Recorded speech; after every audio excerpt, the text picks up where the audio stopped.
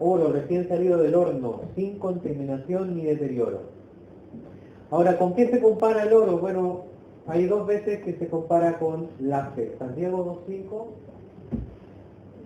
Hermanos míos, amados, oíd, no ha elegido Dios a los pobres de este mundo para que sean ricos en fe y herederos del reino que ha prometido a los que le aman. Ricos en fe. En primera de Pedro 1.7. Para que sometida a prueba vuestra fe, mucho más preciosa que el oro, el cual aunque perseverante de prueba con fuego, sea ya en alabanza, gloria y honra cuando sea manifestado Jesucristo. Entonces estos dos pasajes, y en otra un poquito más indirectamente relacionan la fe con la riqueza. ¿Ya? La riqueza del creyente es su fe. En la época de la Odisea, de esta iglesia, era conveniente guardar oro, porque el oro servía en cualquier parte del mundo donde uno viajara. Tú tenías la moneda de un lugar, a lo mejor no podía servir, pero si era de oro, podía servir en cualquier lugar. Pero solamente la fe en Cristo es la que da riqueza, la riqueza verdadera, la riqueza eterna. En Mateo 6, 19 al 21. No, Mateo 6, 19. no os hagáis tesoro en la tierra donde la polilla y el orín corrompen, y donde ladrones minan y hurtan. Sino haceos tesoros en el cielo, donde ni la polilla ni el orín corrompen, y donde ladrones no minan ni hurtan. Porque donde vuestro tesoro, allí estará también vuestro corazón. Ven, el Señor hace el contraste. Las riquezas materiales son pasajeras, estas son eternas. ¿Cuál conviene invertir? Por supuesto, conviene invertir en las eternas. Es la herencia incorruptible, la herencia incontaminada, inmarcesible, ¿ya? Los tesoros del cielo. Entonces podríamos entender de que este oro refinado en fuego es esta fe, ¿ya? ¿Qué segunda cosa le recomienda comprar? Esta también deben comprarla. Vestiduras blancas para vestirte y no se manifieste la vergüenza de tu desnudez. Es muy probable que los acaudalados laodicenses, de los cuales quizás muchos eran de la iglesia, incluso a las reuniones fuesen con sus abrigos de lana negra fina, con algún tipo de ostentamiento y mostrando su estatus económico. Sin embargo, el Señor le dice que están desnudos. Delante de Él están desnudos. Entonces les recomienda que compren de Él vestiduras blancas para vestir. Esta palabra de vestirse se refiere a cubrirse alrededor, de manera que no se vea, de ocultar. Y hace referencia a la justicia de Cristo. Justicia que a nosotros nos viste y tapa, cubre nuestras imperfecciones. Nos justifica delante de Dios, y cuando Dios nos ve puede ver la justicia de Cristo y no nuestras miserias, nuestras vergüenzas, nuestras desnudeces. También son compradas de Cristo. Los laodicenses decían ostentosamente, pero espiritualmente estaba para Dios desnuda su arrogancia y su soberbia delante de Dios. Cuando Dios les miraba, lo único que veía eran esas vergüenzas de Dios. Entonces el Señor le dice, compren de mí vestiduras, mi justicia, imputada en el creyente. Y en tercer lugar, le dice, y unge tus ojos con colirio para que veas. Fíjese que nos dice para que veas mejor. Nos dice es que va a mejorar un poco tu vista. O tú tienes una vista ligeramente mala y con eso te va a arreglar para que esté bien. No, le dice, unge tus ojos para que veas. La idea es que no veías. Si nosotros nos dijeran ni Dios lo quiera. Nuestros hijos tienen una enfermedad y algunos de ellos, bueno, aquí no hay ninguna evidencia, pero tuviésemos una situación así, hay tantas enfermedades que pueden causar este problema. Y nos dijera alguien que hay alguna medicina que puede hacerlos ver. Creo que no hay una tecnología hoy en día que con una medicina pueda hacer ver, quizás alguna operación, pero una medicina. Si supiésemos que está al alcance el comprar una medicina que haga ver a un ciego, en este caso a uno de nuestros hijos, yo creo que recorreríamos todo el mundo para conseguirlo. Venderíamos todo lo que tuviéramos para conseguir aquello. Entonces el Señor le pone este ejemplo. Ustedes están ciegos, les recomiendo que consigan también, que unjan sus ojos con colirio. No el colirio material que ustedes fabrican y del cual se jactan y que los ha hecho millonarios, sino el colirio verdadero que les va a hacer poder ver su realidad espiritual. Ustedes están ciegos espiritualmente porque no ven que están en bancarrota, no ven sus desnudeces, no ven sus vergüenzas, creen que están bien.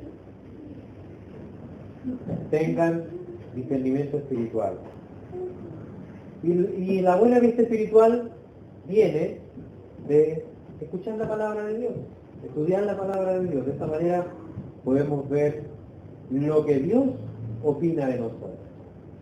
Ya no importa lo que opinan los demás, ya no importa, no es importante lo que nosotros opinemos de nosotros mismos, lo que vale es lo que Dios piensa de nosotros. Entonces la Biblia es como un espejo en el cual nosotros podemos ver estas cosas. Versículo 19, yo reprendo y castigo a todos los que amo. Sé pues celoso y arrepiente. El amor reprende y castiga. El padre que ama no vacila en castigar y en disciplinar a su hijo por su bien. A lo mejor dejando de lado sus angustias personales y su deseo arrogante de querer ser adorado por su hijo, que los hijos adoran pueden sentirse muy agradecidos de los papás que no disciplinan, pero sin embargo por el bien de ellos debemos disciplinarlos, ¿cierto? De la misma manera, el amor verdadero reprende y castiga. ¿Para qué? Para que se regrese al camino correcto. Hebreos 12:5 dice algo similar. Hebreos 12:5 dice: ¿y habéis ya olvidado la exhortación que como a hijos se os dirige diciendo, hijo mío, no menosprecies la disciplina del Señor, ni desmayes cuando eres reprendido por él? Porque el Señor al que ama disciplina y azota a todo aquel que recibe por hijo. Si soportáis la disciplina, Dios os trata como a hijos. Porque ¿qué hijo es aquel a quien el Padre no disciplina? Pero si se os deja sin disciplina de la cual todos han sido participantes, entonces sois bastardos y no hijos. Por otra parte, tuvimos a nuestros padres terrenales que nos disciplinaban y los venerábamos. ¿Por qué no obedeceremos mucho mejor al Padre de los Espíritus y viviremos? Ya que ellos ciertamente por pocos días nos disciplinaban como a ellos les parecía, pero para lo que nos es provechoso, para que participemos de su santidad. El Señor nos hace participar de sus procesos de disciplina para que participemos de su santidad, para ser beneficiados nosotros. Esta reprensión y este castigo va a tener como fin, lo dice el versículo 19, sé pues celoso y arrepiente.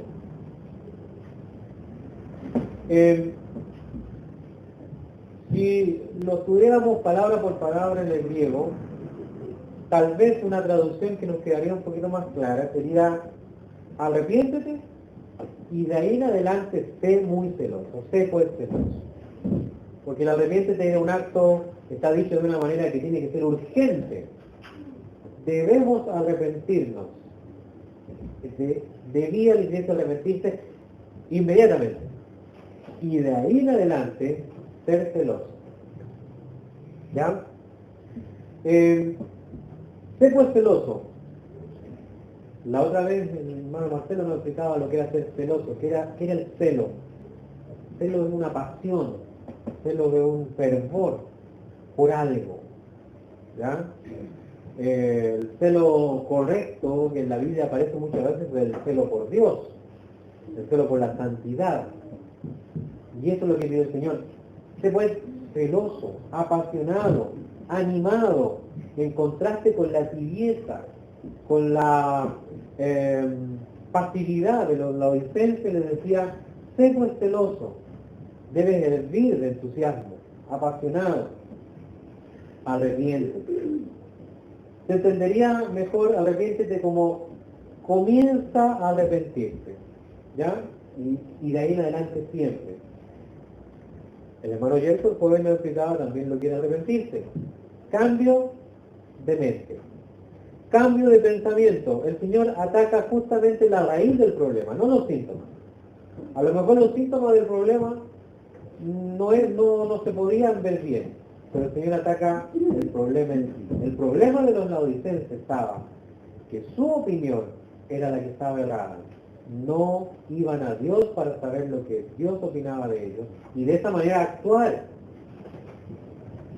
Entonces le dice, arrepiéntete, cambia de mente, piensa como yo pienso. Eso es arrepentirse para los cristianos. Cuando cometemos un pecado y Dios nos dice que nos arrepintamos, no solamente decir sí pequé o sí lo hice. Es sí lo hice, pero ¿qué dice Dios acerca de este pecado? Bueno, Dios dice que es un pecado de rebelión, que es un pecado por el cual Cristo muere, que es despreciable ante la presencia de Dios. ¿Piensas tú lo mismo de tu pecado? ¿Pienso yo lo mismo de mi pecado? Ese es el arrepentimiento. Pensar como Dios piensa. Pensar como lo que Él opina, yo digo, sí Señor, tienes razón. Así es. Como tú dices. No como yo pienso que lo estoy haciendo, sino como tú piensas que yo lo hago. Cambiar de pensamiento. He aquí yo estoy a la puerta y llamo. Versículo 20, ¿cierto? He aquí yo estoy a la puerta y llamo. Si alguno oye mi voz y abre la puerta, entraré a él y cenaré con él y él conmigo. He aquí. Siempre que decía he aquí, es una expresión de atención. Pongan atención, decía el Señor. Van a ver algo distinto, ¿ya? Van a ver algo extraordinario, algo que no van a ver todos los días. Van a ver a un rey esperando en una puerta que el mendigo le abra. Van a ver a un rey esperando que el mendigo se digne a acordarse de ir a la fuente de la ayuda. ¿Ya? Es como, haciendo una similitud, un bombero golpeando la puerta de una casa que se quema para ver si los de adentro quieren abrirle la puerta para que los ayude cuando la casa se está incendiando. Aquí vemos a un rey, a un señor en la puerta de la iglesia, pidiéndole a la iglesia, esperando que la iglesia despierte y vaya y abra la puerta. Es algo extraordinario, por eso dice he aquí. La figura que ocupa el Señor aquí es bien bonita porque en el Oriente las comidas eran muy importantes, era una señal de comunión. Si tú invitabas a comer a alguien a tu casa, significaba que tú lo estimabas en gran manera. Y compartir una cena en la cual yo aportaba y tú aportabas y compartíamos el pan era como tener comunión, era una cosa íntima, ¿ya? Entonces esa es la figura. En esta iglesia, lamentablemente, aunque la comunión de la iglesia se funda en la comunión con Cristo, que es la cabeza, en esta iglesia había una comunión, pero habían sacado de comunión a Cristo. Por eso es que muchos creen, y entiendo que lo crean, que tal vez son señales de que esta no era una verdadera iglesia, tal vez. Pero al menos vemos al Señor como sacado de comunión. No se tomaba en cuenta su soberanía. Bueno, Él hace un llamado.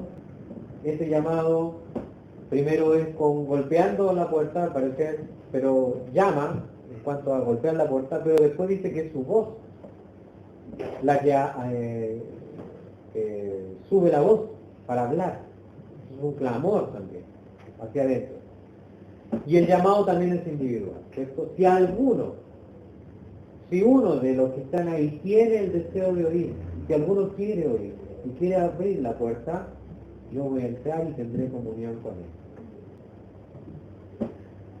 él. Aunque este tiene una aplicación también evangelística, o sea, también se puede de alguna manera llevar a hacer una invitación al pecador en cuanto a que el Señor está también en expectativa con el pecador.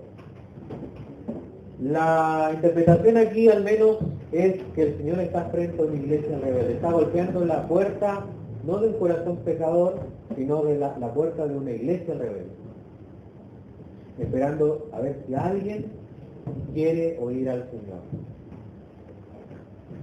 Versículo 21, el que venciere, le daré que se siente conmigo en mi trono, así como yo he vencido y me he sentado con mi Padre en su trono. ¿Ya? El Señor Jesús fue entronizado con el Padre. Dice que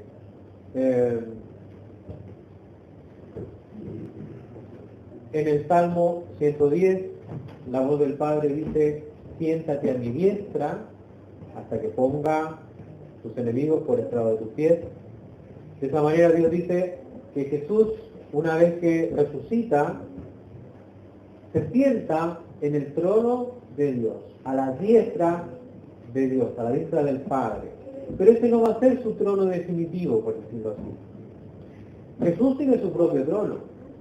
Lo tendrá en un futuro, en un reino, el trono que es de David su padre. Él lo tomará en el reino milenial. Y ese trono, ¿sabe con quién lo va a compartir? Lo va a compartir con nosotros.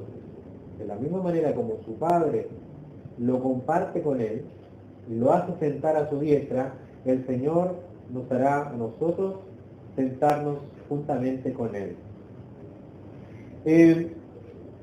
Esto es lo que deseaban, ¿se acuerdan los hijos de Zebedeo?